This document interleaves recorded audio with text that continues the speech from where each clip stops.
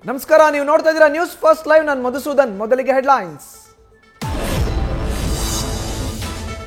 ಧರ್ಮಸ್ಥಳದಲ್ಲಿ ಶವಗಳನ್ನು ಹೂತಿಟ್ಟ ಆರೋಪ ಕೇಸ್ ತನಿಖೆ ನಡೆಸಲಿರುವ ಎಸ್ಐಟಿ. ಮೊದಲಿಗೆ ಹೇಳಿಕೆ ಕೊಟ್ಟಿರೋ ಅನಾಮಿಕ ವ್ಯಕ್ತಿಯ ವಿಚಾರಣೆ, ಸಾಕ್ಷಿಗಳೇನಿದೆ ಅಂತ ಪರಿಶೀಲಿಸಿ ಮುಂದಿನ ಕ್ರಮ.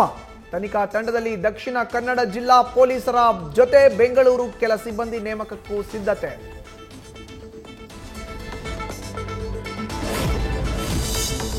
ನಿಗೂಢ ರಹಸ್ಯ ಭೇದಿಸಲು ಎಸ್ಐಟಿ ಎದುರು ಹಲವು ಸವಾಲು.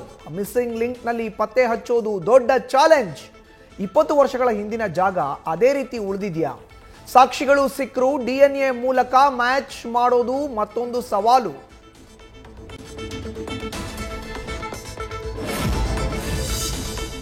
ಜುಲೈ 14ಕ್ಕೆ ಎಸ್ಐಟಿ ರಚನೆಗೆ ಪತ್ರ ಬರೆದಿದ್ದ ಮಹಿಳಾ ಆಯೋಗ.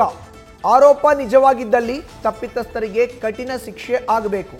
ತಮ್ಮವರನ್ನ ಕಳೆದುಕೊಂಡು ಕುಟುಂಬಗಳಿಗೆ ನ್ಯಾಯ ಸಿಗಬೇಕು. ನಿಷ್ಪಕ್ಷಪಾತ ತನಿಖೆಗೆ ಅಧ್ಯಕ್ಷೆ ನಾಗಲಕ್ಷ್ಮಿ ಚೌಧರಿ ಒತ್ತಾಯ.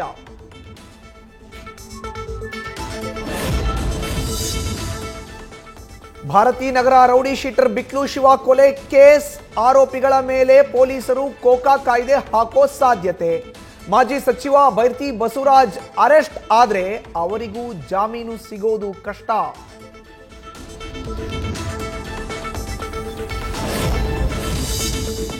ಸಣ್ಣ ವ್ಯಾಪಾರಿಗಳಿಗೆ ವಾಣಿಜ್ಯ ತೆರಿಗೆ ಇಲಾಖೆಯ ನೋಟಿಸ್. ಯುಪಿಐ ಹರಿದು ಹಾಕೋದ್ರವ್ರಿಗೂ ಎದುರಾಗಲಿದೆ ಸಂಕಷ್ಟ. ನಗದು ವ್ಯವಹಾರ ನಡೆಸಿದ್ರು ಜಿಎಸ್ಟಿ ಕಟ್ಟಲೇಬೇಕೆಂದ ಕರ್ನಾಟಕ ಕಮರ್ಷಿಯಲ್ ಟ್ಯಾಕ್ಸ್ ಇಲಾಖೆ. ನ್ಯೂಸ್ ಫಸ್ಟ್, ನಿರ್ಭೀತಿಯಿಂದ ನಿಮ್ಮ ಪರವಾಗಿ.